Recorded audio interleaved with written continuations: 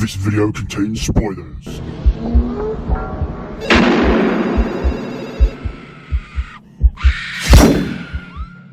What's going on, everybody? Welcome back to the channel.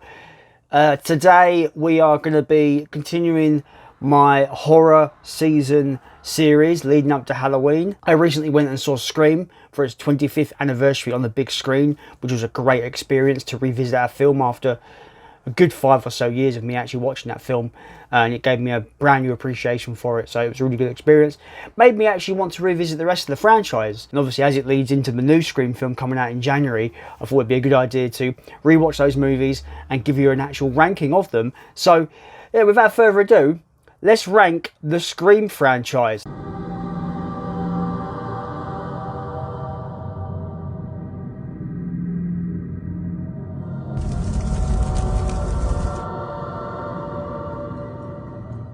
So coming in at number 4, unfortunately for me, is Scream 3. I thought this film was really a slog to get through. There's a lot of things I didn't like about it. They talk about, you know, capping a trilogy off and maybe going back to the beginning of the story and unveiling things you didn't know about. I didn't like how they did that in this film. I didn't like where they went back, not really retconned a lot of things, but kind of revealed things that kind of doesn't really ruin the original Scream, but it kind of just like makes it a bit more convoluted, and it's like in the motives and the way things are drawn out in the actual overall 3-movie kind of trilogy there. Scream 3 just does a lot of things like that I just didn't like. They talk about, you know, capping it off, all bets are off, but I just thought this was quite a tame movie with lackluster characters. I didn't care about the whole, you know, Stab 3 kind of on-set kind of murders going on in the film. Didn't care about that. Didn't care about any of the characters. Obviously, Sidney Prescott and Dewey and Gal Weathers, those are the characters you're meant to care about. You do, and that's all that really matters. There's one element about Scream 3 that I really didn't like. I just couldn't buy it because I just didn't find it believable. Obviously, at the beginning of the video, you saw that this is complete spoilers for these films. What I didn't like about Scream 3 the most, basically from the get-go, just made it unbelievable, is that he's got this voice changer, and somehow, some way, I don't know how he even could get the technology to do this in the year 2000 at least, is he's got voice samples for every character that he plans to trick or whatever. So he'll go, "What's your favorite scary movie?" And then fucking SpongeBob comes out. Doesn't this place seem familiar? I don't know. Why? I don't know. Doesn't it just kind of ring a bell? I don't understand how he can have all these characters. You know, he's got Sydney's voice. He's got all these characters' voices in this little voice changer. And I don't know. That's not how voice changers work. You can't get the perfect sounding voice of somebody through a voice changer. It's unbelievable, and it just took me out of the movie completely. I just thought this bit of technology would not exist. It couldn't exist, surely. Yeah, I just didn't buy it at all. The reveal was convoluted, unnecessary, bullshit. It's, you know, this guy's Sydney's long lost brother, and you know he's all pissed off and angry. Like, it just fucking bored the shit out of me. Like, it wasn't good. I didn't buy any of it. I thought, you know, like I said, it kind of makes the whole story, if you go from 1, 2 and 3, it basically convolutes the whole story into just a mess. Yeah, Scream 3 is a mess. Didn't like it at all. It's the weakest of the series so far. Coming in at number 3 is Scream 4. Right, so I was really looking forward to Scream 4 because I hadn't seen it. It's the first time watch for me. It's competent for a sequel, right? It's not awful, right? It's not terrible. But by this point, I was kind of tired of these movies. The sequels, in the grand scheme of things, don't really bring anything new to the table. It's pretty much the same shit, film after film. And yeah, Scream 4 kind of unfortunately follows suit in that. It tries to say new decade, new rules.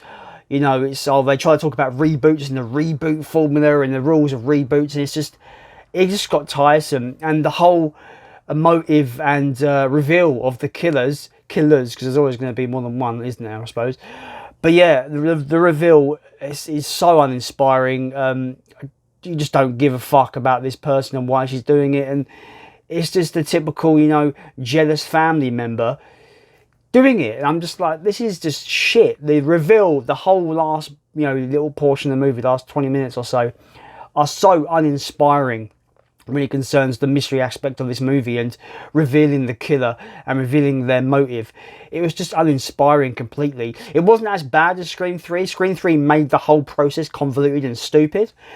Scream 4 I just felt like it was a bit of a tiresome film that kind of tread on old ground and just had an uninspiring reveal and an uninspiring motive for the killer. Just wasn't really. It was entertaining to a point, but it just wasn't very. I found myself tuning out quite a lot, which is not good if you want to engage the audience with a movie, especially a reboot. 11 years after Scream 3, you want to get people back on board the Scream train, right? That's what you want to do. But I found myself tuning out, checking my phone more often than I would usually do when watching a film. So yeah, it's better than Scream 3, quite by a large margin in my opinion. Scream 3 was awful, but as it stands, I still think it's not. It's definitely a cut below Scream 2. Number 2 is Scream 2.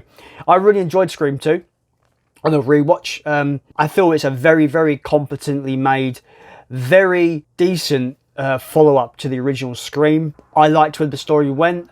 I liked where it was kind of like up in the ante, where it took out characters you kind of cared about in the original film, which was quite shocking to see. And I thought the reveal and the motive was fair. Like, it was fair. Billy, the killer from the first movie, I guess his mum made him crazy. She's a crazy person, and now she wants to get revenge because Sidney killed Billy, so now she wants to get revenge. It all makes sense to me.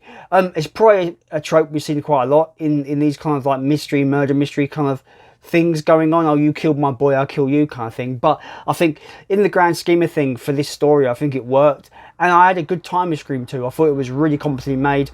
And I think everyone could get on board. I think it's definitely, if you're going to watch the franchise, I think you could go 1 to 2 and be fine. You probably could skip 3 and 4.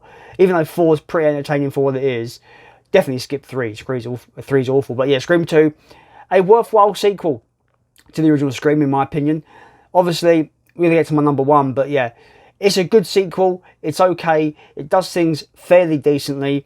It jumps on the whole sequel bandwagon. It tries to be quite kind of tongue-in-cheek with its rules for sequels. The only thing I don't like, if there's a negative for Scream 2, I don't like, is that they talk about sequels being shit and how they don't really innovate, and yet Scream 2 doesn't really bring much in terms of making itself a better sequel than a lot of sequels.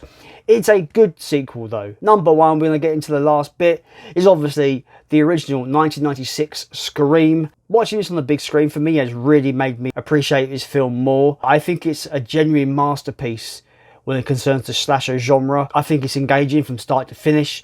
I loved every moment of it. I think the atmosphere in the cinema as well was really, really, really good. Surprisingly funny in places as well. Really funny. When Stu's dying, when he's been stabbed and stuff, and he's dying, he's like, "You didn't really call the police, did you? Yes. Mum and Dad are going to be so upset with me." Some unexpectedly funny moments in Scream. And obviously it flips the genre on its head. It's very meta. These are the rules to survive a horror film. I loved it. I loved it on a rewatch completely. I think it's a masterpiece. I generally think it's the best slasher film since 1978's Halloween. If you haven't seen it in a long time, I implore you to go and rewatch it. It's fantastic. Scream is a masterpiece, 10 out of 10 slasher film. And I implore everyone, if they're showing the 25th anniversary at your local theatre cinema, I do recommend you go out and check it out, because it was great on the big screen and it is the best in the franchise. That is my list, my ranking for the Scream franchise. Let me know your ranking down below and how you find each of the Scream movies. Are you looking forward to the new one in January? I know I am. The trailer really, really sold it to me. It looks like it could be a fun time, introducing more kind of modern technology, which I think is really important when it concerns these kind of movies. You've got to acknowledge that time's moved on and we have new technology. So I like the idea that they're kind of playing with technology in this new movie. Should be a good one. Hopefully, should be a good one. But yeah, as always, guys, if you're new to this channel and want to see more, maybe consider subscribing. It would really mean a lot to me, and you'll be notified whenever I upload a new video. We will be continuing this horror season all the way up to Halloween with different videos of different topics of different kinds. So be sure to look out for those videos as we move on through October. As always, guys, I have been Jason, and I I've got some more horror videos coming your way. As always, guys, we will see you next time.